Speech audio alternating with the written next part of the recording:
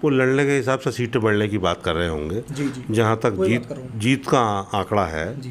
इसका आकलन करें आप, तो मैं समझता हूँ कि अभी उत्तर प्रदेश में वो इस मामले में बहुत दूर हैं। वैसे साहब, क्योंकि जी मैं और भी चेहरे आ सकते हैं नए, तो आपको क्या लगता है कि इस बार किसे टिकट होगा और क्यों होगा? तो अक्सर जो मुस्लिम है उनकी ये शिकायत रहती है कि अखिलेश यादव की सरकार में जो है यादवों को ज़्यादा तरजीह दी जाती है मुसलमानों को मुकाबले। अखिलेश यादव जी का है, जावेद अली खान साहब का सांसद जो है, और बर्क साहब का भी है, संभल से सांसद हैं।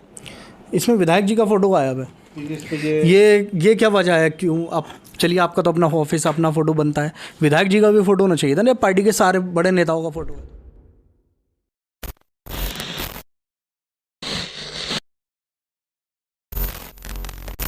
नमस्कार, आदाब, फैज़ान फारूकी नाम है मेरा और द पब्लिक व्यू देख रहे हैं आप। जैसे जैसे उत्तर प्रदेश के चुनाव करीब आते जा रहे हैं, वैसे वैसे ही चुनाव की सरगर्मियां बढ़ती जा रही हैं।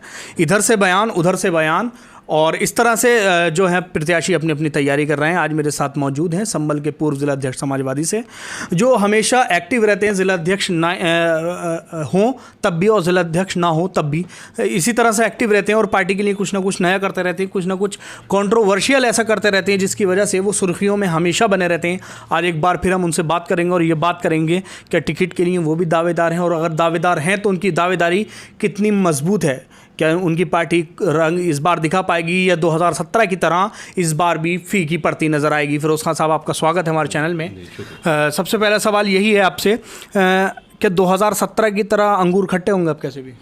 देखिए, 2017 के माहौल में और आज के माहौल में फ़र्क है। 2017 का माहौल अगर मैं ये कहूँ कि 2012 से 17 तक जो हमारी समाजवादियों की सरकार रही, माननीय अखिलेश यादव जी मुख्यमंत्री रहे, तो वो दौर तो ऐसा था कि आदरणीय अखिलेश यादव जी ने राजनीति करना लोगों को और काम करना सिखाया। क्योंकि हिंदुस्तान का सबसे बड़ा सूबा है हमारा उत्तर प्रदेश। उत्तर प्रदेश में वो फैसिलिटी, वो योजनाएं, वो लोगों के साथ सम्मान और व्यवहार कभी नहीं रहा, इससे पहले जो सरकारें रहीं, जो 2012 से 17 तक लोगों को देखने को मिला। और वही उम्मीद लोग रखते थे 2017 से और 2022 तक। जो अभी आपने कार्यकाल देखा है, जो लोग मायूस हैं, लोगों को जो गुजर गए उनको कफन नहीं मिला, लोगों को जो शमशान में जल रहे थे इस कोरोना महामारी के दौर में उनको लकड़ी नसीब नहीं हुई, लोगों को लाशों को, ढेरों को जेसीबी मशीन से लेकर रेत में दबा दिया गया। तो ये तो माहौल हमने आज़ादी के बाद से, सबसे हम छोटे थे, जवान हुए, बड़े हुए, जब तक ये माहौल कभी नहीं देखा। शायद जनता ने ऐसा सोचा भी नहीं था कि हमारे साथ ऐसा होगा।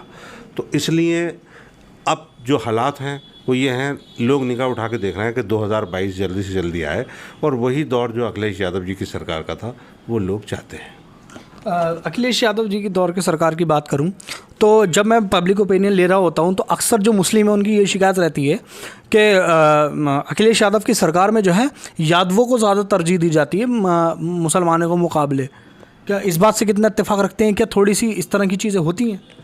क्योंकि आप तो उनकी पार्टी हैं तो शायद इत्तेफाक ना रखें पूरी तरह से, तो इस पर क्या कहना चाहेंगे आप? देखिए, आरोप प्रति आरोप तो ये लगते आए हैं। आज के दौर में हमने ये देखा है, भारतीय जनता पार्टी की सरकार है, तो जाहिर सी बात है माइनॉरिटी, यादव हों, दलित हों, पिछड़े, अति पिछड़े, तो थानों में भी नहीं घुस पा रहे बेचारे, तहसीलों पे धक्के खाते हैं, कोई सुनने वाला नहीं है। शुरू में जब 2017 के बाद में चुनाव हुआ तो 4-4 मुख्यमंत्री बन के घूम रहे थे लोग।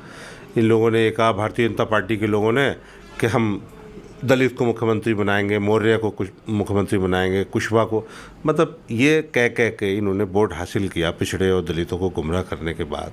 और आज देख रहे हैं आप मुख्यमंत्री कौन बना। तो इनकी चाल पट्टियाँ और ये फरेब की, झूठ की राजनीति भारतीय जनता पार्टी की अब चलने वाली नहीं है। और रही बात ये कि थानों में, कचहरियों में घुसने की, तो वो नतीजा यही है कि ये जात पात की और भेदभाव की राजनीति भारतीय जनता पार्टी करती है। और हमें भी भारतीय जनता पार्टी ने बहुत कुछ सिखाया है। हमने इस 4.5 साल में काम तो, जनता की सेवा तो बराबर हम लोग कर रहे हैं और की है हमने, क्योंकि हर समाजवादी लोग जब नेताजी कहा करते थे कि सड़कों पे जब समाजवादी लोग आएंगे तब ये लोग विपक्ष की भागते रहेंगे। तो इसलिए यादवों के ऊपर आरोप लगाना या माइनॉरिटी के मुसलमानों के ऊपर आरोप लगाना कि सपा की सरकार होती है उनकी चलती है, ऐसा कुछ नहीं है। आप थानों में आपने देखा होगा, आज की तारीख में अगर एक आप किसी यादव के, मुसलमान की बात तो छोड़िए, पूरे मुरादाबाद मंडल में ही थाने में दरोगा या इंस्पेक्टर या इंचार्ज नहीं मिलेगा आपको, लेकिन यादव भी नहीं मिलेगा, एससी में भी बहुत मुश्किल से मिलेगा, क्योंकि ये लोग इन लोगों के ऊपर भारतीय जनता पार्टी के विश्वास ही नहीं करते। देखिए ऐसा है, कुछ जगहों पे इन्होंने, क्योंकि कहीं ना कहीं आप कोटे के हिसाब से तो दोगे उनको जी। कोटे के हिसाब से तो आप सबको देना पड़ेगा, तो कोटा तो माइनॉरिटी के लोगों का भी है, यादवों को भी, पिछड़ों को भी दोगे, अगड़ों को भी दोगे, सबको देना पड़ेगा। लेकिन इनके पास भेदभाव है। आप पूरे मुरादाबाद मंडल की मैं बात कहूँ, संभल को छोड़िए, तो आप देख लीजिए कितने यादव, कितने माइनॉरिटी के मुसलमान, कितने एससी के लोग हैं, आप देख लीजिए। नहीं तो ये आरोप तो ये लगाते थे हमेशा, सपा की सरकार में सारे लोग ये बैठे। अच्छा, एक मुस्लिम नेता कहे जाने वाले पार्टी है कि AIMIM, उसके नेता हैं असदुद्दीन ओवैसी साहब, 100 सीटों पर चुनाव लड़ने का ऐलान कर दिया।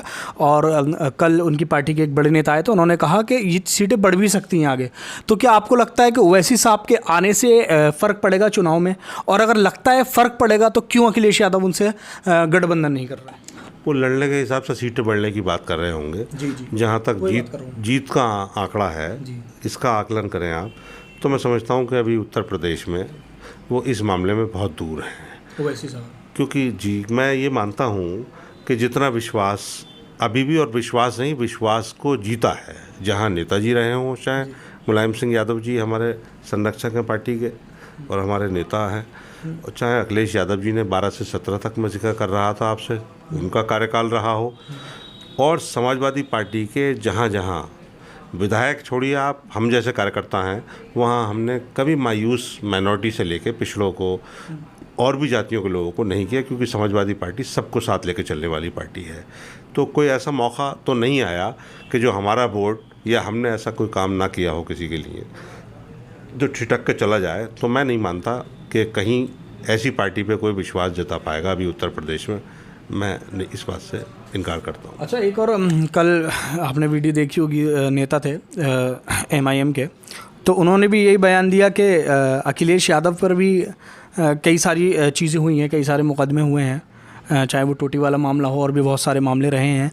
उसके बाद वो जेल नहीं गए, लेकिन आज़म खान साहब को जेल भिजवाया गया।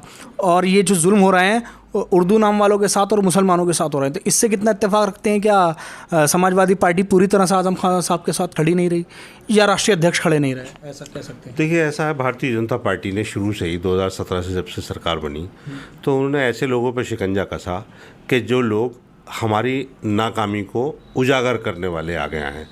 आज़म खान साहब पार्लियामेंट में शुरू में आपने देखा, जब हाउस चलता था तो माननीय नेताजी भी और आज़म खान साहब भी और हमारे राष्ट्रीय अध्यक्ष भी, सभी लोग पार्लियामेंट जाते थे, वो बोलते भी थे। लेकिन शुरू में जब देखा कि ये किसानों की बात करेंगे, देश के हित की बात करेंगे, जो हमारी नाकामी है, जो हमने झूठे वायदे किए थे लोगों से, उसको उजागर करेंगे, बोलने वाले लोग हैं, तो भारतीय जनता पार्टी ने ये सोचा कि सबसे पहले इन पर शिकंजा करके इनको जेल में डाल दो। और जितने मुकदमे आज़म खान साहब पे लगे, क्या आप मानते हैं कि कोई बुनियादी मुकदमा ऐसा है कि जो जिस पे जेल भेजा जाए?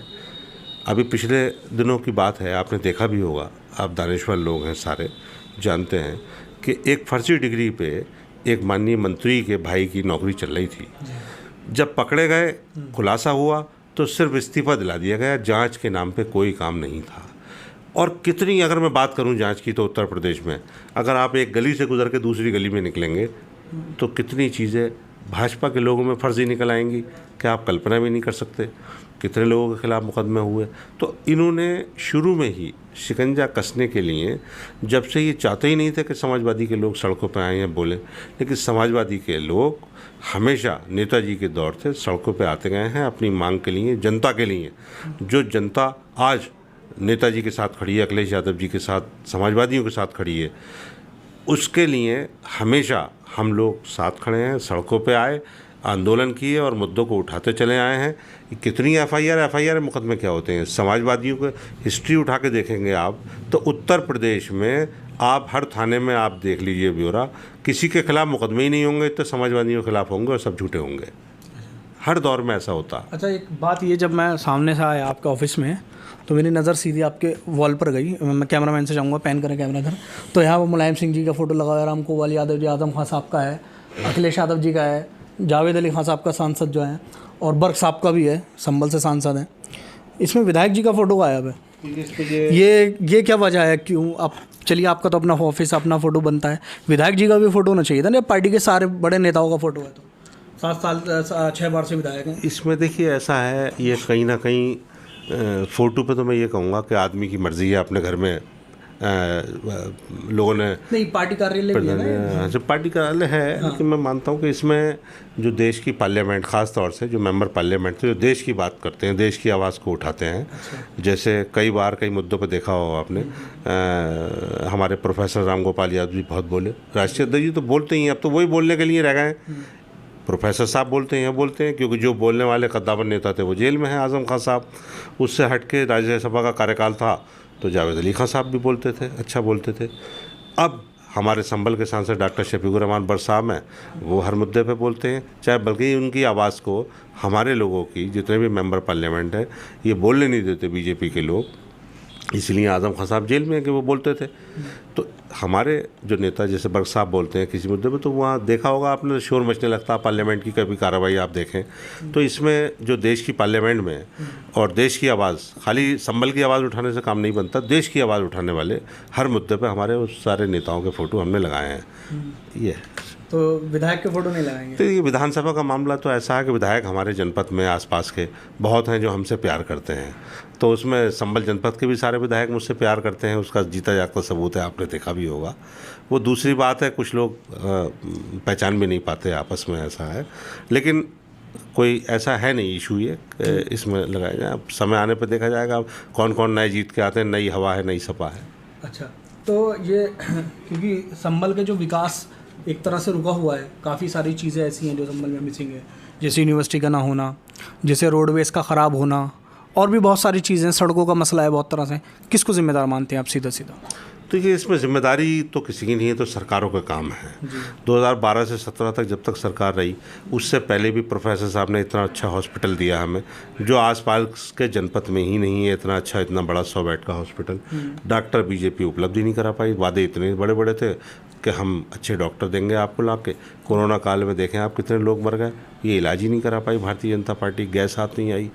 लेकिन उससे हट के भी रोडवेज मुझे खूब याद है, मैं गया था लखनऊ, मैंने खुद देखा था, फाइल से लेके जगह तक मुकर्रर कर दी गई थी, चिन्हित हुई थी जगह, और सारा पूरा तरीके से उसकी तैयारी भी हो गई थी। आखिरी समय में 2017 की बात शुरू की बता रहा हूँ मैं, लेकिन चुनाव आ गया नज़दीक, हमने सोचा चलिए भारतीय जनता पार्टी झूठे वायदे करके आ गई है तो रोडवेज ये बनवा देंगे, करके सब कुछ हमने दे दिया, खाली इनको बनवाना ही तो है, तो ये वो बनवा नहीं पाए। यूनिवर्सिटी की बात भी आई थी, मैंने खुद स्वयं राष्ट्रीय अध्यक्ष जी को, अपने अखिलेश यादव जी को लिख कर दिया था, और मैंने 500 करोड़ रुपए की मांग अकेले व्यक्ति ने एज ए जिला अध्यक्ष की थी कि 500 करोड़ रुपए आप मेरे संभल जनपद को दीजिए, जिससे यहाँ और तरक्की और सड़कें बन सकें। सड़कें बनवाई गई। गजरौला से संभल तक आना इतना मुश्किल था, आपने देखा होगा 2012 से पहले, ये गजरौला से संभल तक की सड़क भी समाजवादियों की देन है, प्रोफेसर साहब ने बनवाई थी ये। और अब जो ये नेशनल हाईवे से सड़क जुड़ी है, चौड़ीकरण का काम जो आज भी चल रहा है, नाले बनना है, सड़क, ये भी समाजवादी पार्टी की सरकार में स्वीकृत होकर ये बैजोई तक जोड़ा गया है रोड। अच्छा, एक आखिरी सवाल आपसे ये ही रहेगा कि टिकट की जो है रेस में कई लोग लगे हुए हैं, जो मौजूदा विधायक हैं नवाब इकबाल साहब वो भी हैं, उनके बेटे भी हैं, बर्क साहब के पोते हैं, आप भी हैं शायद रेस में, और भी चेहरे आ सकते हैं नए। तो आपको क्या लगता है कि इस बार किसे टिकट होगा और क्यों होगा? मतलब एक आपकी दानिश्वरी क्या कहती है? देखिए, मैं बयान आपको पहले भी दे चुका कि नई हवा है, नई सपा है जी, के नौजवानों का दौर है। नेताजी के दौर में तो नेताजी के साथी थे उस वक्त जो काम करते थे, और अच्छा काम करते थे सारे लोग, मैं ये नहीं कहूँगा। अब अखिलेश यादव जी के हाथ में कमान है, तो अखिलेश यादव जी अभी नौजवान हैं, हम लोग सारे नौजवान हैं, मेरे साथी और टिकट मांगने वाले नौजवान हैं, तो ये तो फैक्ट है कि नौजवान की ही मैं मांग भी कर रहा हूँ, नौजवान को टिकट होना चाहिए। हाई कमान का काम है किसको टिकट दें, किसकी कारगुजारी, किसका काम, कौन जनता के बीच में रहता है, कौन अच्छा काम कर सकता है। अच्छा काम करने वालों की बात नहीं चलती, ये भी आकलन किया जाता है कि अच्छा काम कौन कर सकता है, जनता की सेवा कौन कर सकता है, जो काम अधूरे पड़े हैं उनको पूरा कौन कर सकता है। तो इसलिए ये मैं मानता हूँ कि जिस तरीके से उत्तर प्रदेश में नौजवानों को पार्टी आगे बढ़ा रही है हमारी, हमें बहुत आगे बढ़ाया है। ये कार्यकर्ता ही थे, अध्यक्ष रह लिए, और भी उम्मीदें भी हैं, मांग भी रहे हैं। अब पार्टी हमें कहाँ क्या दे दे, किसी को कब क्या दे दे, तो ये कुछ नहीं कहा जा सकता, राष्ट्रीय अध्यक्ष जी का अख्तियार में है। लेकिन मैं ये मानता हूँ कि अब के नौजवानों को बहुत मौका मिलेगा और समाजवादी पार्टी के नौजवान ही साथी जीत कर जाएंगे और सरकार बनेगी। तो हमारे साथ ये मौजूद थे संभल के पूर्व जिलाध्यक्ष फिरोज़ खां साहब, और इन्होंने इशारों में बहुत कुछ कह दिया। अगर समझदार हैं तो आप समझ जाएंगे कि इशारों में इन्होंने क्या कहने की कोशिश की है। ऐसे ही मज़ेदार वीडियो के साथ हमारे साथ जुड़े रहिए, द पब्लिक भी देखते रहिए। जय हिंद, जय भारत।